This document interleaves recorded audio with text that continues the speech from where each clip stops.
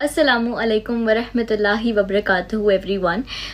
आज मैं आप लोगों के साथ एक ऐसा वजीफ़ा कह सकते हैं, एक ऐसी दुआ कह सकते हैं जिसमें इतनी ताकत है कि इंशाल्लाह अगर आप इसको यकीन के साथ पढ़ते हैं और अपनी ज़िंदगी का एक मामूल बना लेते हैं, एक रूटीन बना लेते हैं, तो कुछ ही टाइम में आपको अपनी ज़िंदगी में बहुत अच्छे चेंजेस देखने को मिलेंगे।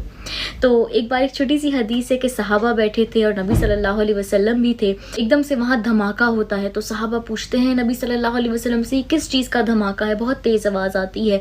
तो फिर नबी सल्लल्लाहु अलैहि वसल्लम बताते हैं कि ये जन्नत का एक ऐसा दरवाज़ा खुला है जो आज से पहले कभी नहीं खुला। सबसे पहली बात, एक ऐसा दरवाज़ा खुला है जो आज से पहले कभी भी नहीं खुला। दूसरा, एक ऐसा फरिश्ता आया है जो आज से पहले कभी भी नहीं आया। तो दो ऐसी चीज़ें हुई हैं जो आज से पहले कभी भी नहीं हुई। लेकिन किस चीज़ के लिए, ऐसा क्या है? तो वो जो फरिश्ता आता है वो हमारे नबी सल्लल्लाहु अलैहि वसल्लम को बताता है कि मैं जन्नत के ऐसे दो नूर लाया हूँ आपकी उम्मत के लिए जो इससे पहले किसी भी उम्मत को नहीं दिए गए। ये सिर्फ़ आपकी उम्मत के लिए है। और वो दो नूर कौन से थे? सबसे पहला सूरह फातिहा का और दूसरा सूरह बकरा की आखिरी दो आयतें।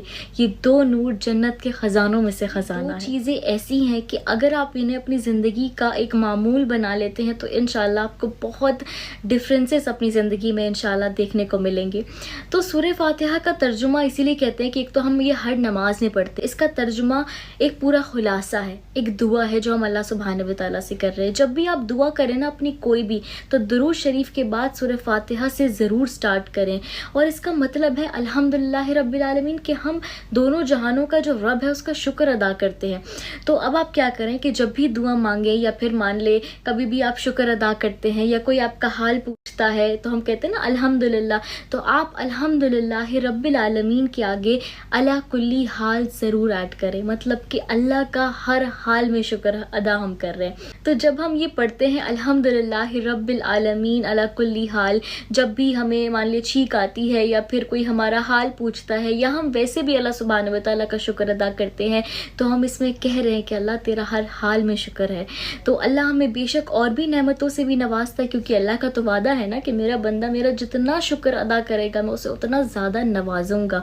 और जब हम इस तरह से करते हैं कि कोई मुश्किल वक्त हो या फिर खुशी का वक्त हो, हम हर हाल में अल्लाह का शुक्र अदा कर रहे हैं, तो यकीन करें कि जब हमारा कोई मुश्किल वक्त होता है ना तो वो बहुत आसानी से बीत जाता है। ऐसा नहीं है कि हमारी ज़िंदगी में कभी मुश्किलें आएंगी नहीं, एक मोमिन पे आजमाइशें आती हैं। ऐसा नहीं है कि अगर आप नमाज़ पढ़ेंगे या अल्लाह का जिक्र करते हैं तो मुश्किलें नहीं आएंगी, मुश्किलें आएंगी, लेकिन आप मुश्किलों से आसानी से निकल ढूंढते हैं ना अपनी प्रॉब्लम्स का सल्यूशन। और कौन है जो हमें तसल्ली देगा हमें परेशानी के बाद?